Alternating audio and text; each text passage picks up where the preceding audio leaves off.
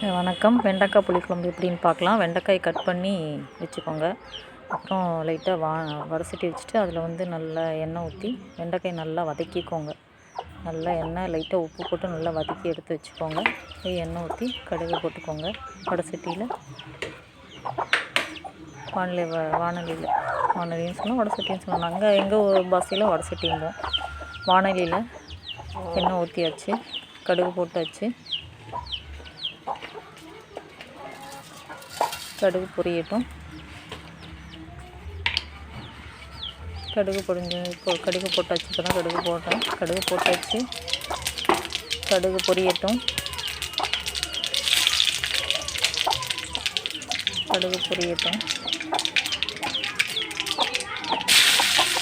வெங்காயம் போட்டுக்கலாம். அது மாதிரி கருவேப்பிலை போட்டுக்கோங்க. கருவேப்பிலை கொஞ்சம் போட்டுக்கோங்க. கருவேப்பிலை கொஞ்சம் போட்டுக்கோங்க. வெங்காயத்துக்கு நல்லா வதக்கிக்கோங்க. வெங்காயம் நல்லா வதங்கட்டும். வெங்காயம் நல்லா வதங்கிட்டுருக்கு.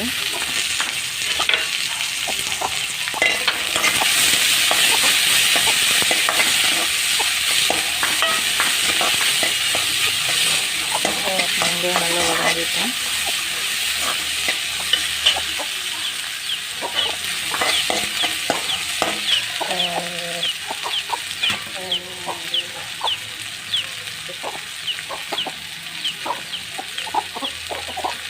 தக்காளி 2 தக்காளி போட்டு அப்படி கட் பண்ணிட்டு தக்காளி எடுத்து போட்டு அதை வெள்ளப்பட்டு வதக்கிக்கோங்க. தக்காளி போட்டு வதக்கிக்கோங்க.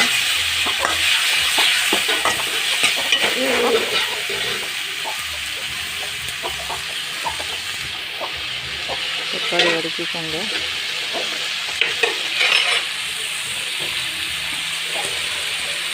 தக்காளி நல்லா வதங்கிட்டு ஆல்ரெடி நான் சொன்ன மாதிரி தான் கொஞ்சம் உப்பு போட்டுக்கோங்க. லைட்டாக மஞ்சள் பொடி போட்டுக்கோங்க. அப்புறம் தக்காளி சீக்கிரம் வதங்கிடும்.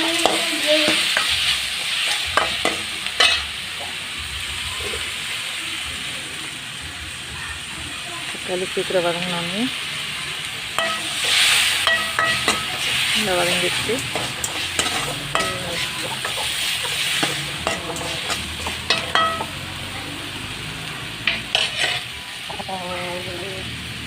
வெண்டைக்காய் எடுத்து அதில் கொட்டிக்கோங்க. வதக்கி வச்சுக்கிற வெண்டைக்காயை எடுத்து அதில் கொட்டிக்கோங்க. வெண்டைக்காய் நல்லா வதக்கி வச்சுக்க வெண்டைக்காய் எடுத்து கொட்டினோன்னே ஒரு கிளறி விடுங்க. 2-3 கிளறி விடுங்க. அப்படியே தக்காளி அடுத்தது புளி கரைச்சல் இருக்குங்களா, புளி லைட்டாக சிறு கோழிகுண்டளவு இருந்தால் போதும். ஆல்ரெடி 2 தக்காளி போனாலும் புளிப்பு ஜாஸ்தியாக இருக்கும். சிறு கோழிகுண்டளவு புளி இருந்தால் அதை கொஞ்சம் சுடுதண்ணி போட்டு சீக்கிரம் சுடுதண்ணி போட்டு நல்லா வச்சிங்கன்னா அதுலேருந்து கெட்ட இதெல்லாம் எடுத்துகிட்டு மேலே வாக்குள்ள ஊற்றிட்டு தண்ணியில் போட்டு அதை புளியை நல்லா கரைச்சி அந்த வெண்டைக்காயில் ஊற்றுங்க. வெண்டைக்காயோடு சேர்ந்து அந்த புளி கரைச்சல் கொதிக்கட்டும். 1 ஸ்பூன் மிளகாத்தூள், 2 ஸ்பூன் மல்லித்தூள்,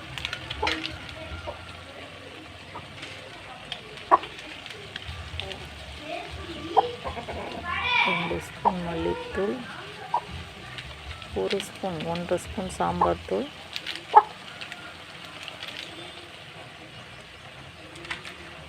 1 ஸ்பூன் சாம்பார் தூள் 1/2 ஸ்பூன் போட்டுக்கோங்க. லைட்டாக கறி மசாலா தூள் 1 ஸ்பூன் போட்டுக்கோங்க.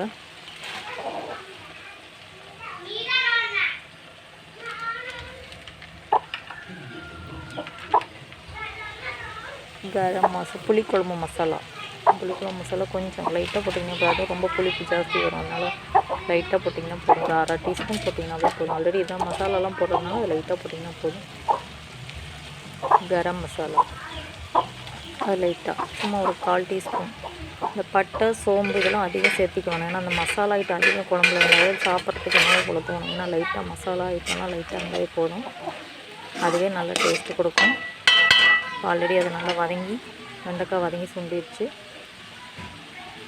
இதில் தக்காளி வெங்காயம்லாம் வதக்கி வச்சுருக்கோம் இல்லையா, அதோட அந்த பூண்டு ஒரு 4 பல், சிறு துளி இஞ்சி, சோம்பு, கசகசா இதெல்லாம் போட்டு நல்லா அதோடு போட்டு பரட்டி எடுத்துக்கோங்க.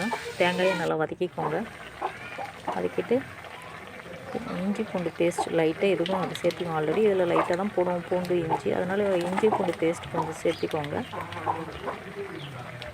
நான் ஆல்ரெடி எல்லா குழம்பு எந்த ஐட்டம் செஞ்சாலுமே இஞ்சி பூண்டு பேஸ்ட்டு சேர்த்திக்குவேன்.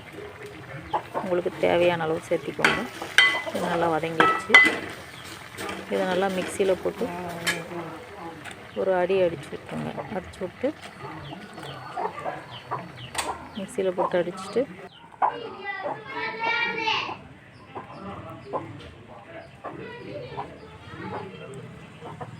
மிக்சியில் போட்டு அடிச்சு விட்டு அது நல்லா கொதிக்க வச்சுக்கோங்க. நல்லா அடிச்சுட்டு வெண்டைக்காய் குழம்போட